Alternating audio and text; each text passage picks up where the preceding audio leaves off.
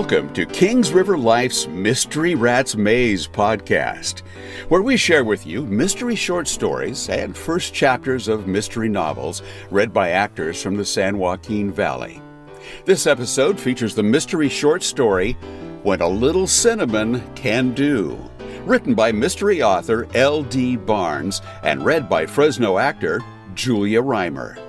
The scent wafting through the air of this, my childhood kitchen, reminds me of afternoons spent at our sturdy wooden table, the spices making me feel safe. Pansy Lee is my given name, after the little flowers that Mama loved to grow in the window boxes. But I was a fussy baby who wouldn't be quiet unless my bassinet was in the kitchen with all the family. Every evening, to get me to sleep, Grandma stirred a pinch of cinnamon in hot water and left it simmering in a hand-me-down from rich folks' chafing dish, so my name got changed to Little Cinnamon. When I was old enough, my job was to melt the chocolate using that chafing dish. I stirred the sugar, butter, and baker's chocolate together slowly over a stubby candle until it was satiny brown. Once it was incorporated in the cake and the icing, Grandma gave me the bowl and spoon to lick, no debate. In my family, chocolate was serious business, and when folks said it was to die for, we knew exactly what that meant. You see, my Aunt June was one determined little girl. She decided to stop her big sister Angelica from climbing up onto the top shelf to get the last square of bacon chocolate from the box. Scuffling in the narrow confines of our long pantry, June grabbed the skinny sharp fish-cutting knife.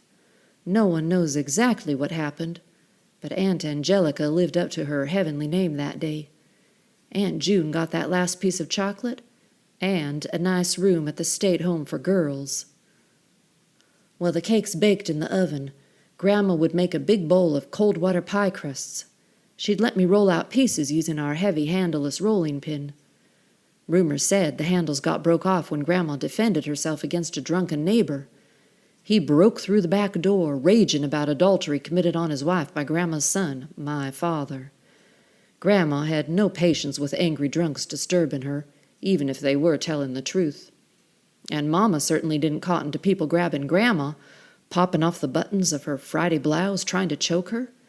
They said that one handle broke off when Mama smacked him upside his puking head, caving in bone, stopping him dead in his tracks. We think the other handle snapped when it hit the linoleum floor next to his body. But with all the police and whatnot tromping through, you just can't be sure. Somehow the police managed to leave the rolling pin behind when they picked up the dead body. After a good cleaning with lye soap, peroxide, and bleach, we've used it without handles ever since.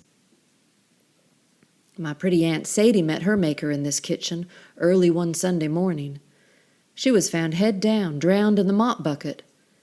Police said she must have slipped while wringing out the mop, but Grandma said it was her no-good boyfriend Clyde. She told them that he had a big policy on her but wouldn't marry her. The police said Clyde was in the clear because them red and pink splotches around her neck and shoulders came from her leaning over the bucket after she died, but we didn't believe it. We knew what kind of humbugger Aunt Sadie could be. She'd had them marks before, when Clyde ended up with 2 black eyes.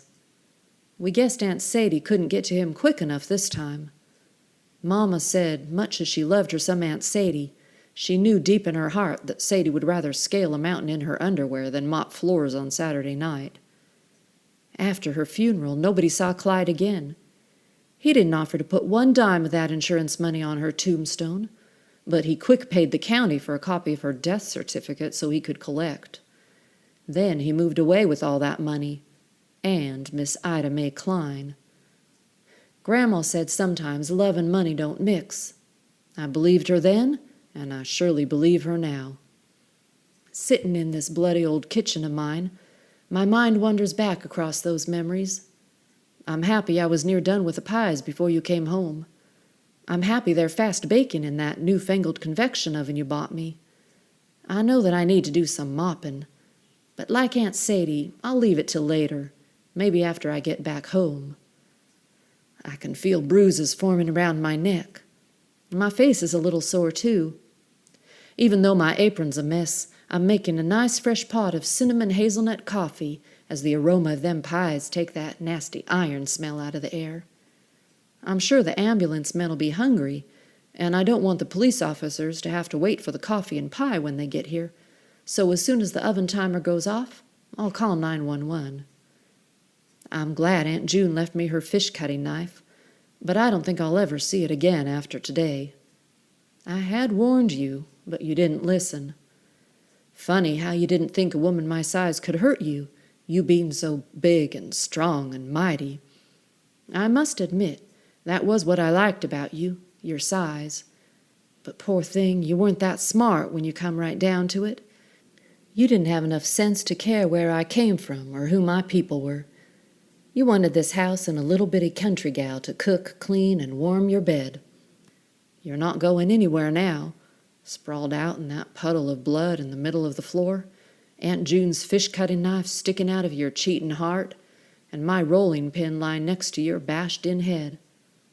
Lordy, those pies and coffee are smelling some kind of good. I feel safe and warm again. Ain't it downright funny what a little cinnamon can do?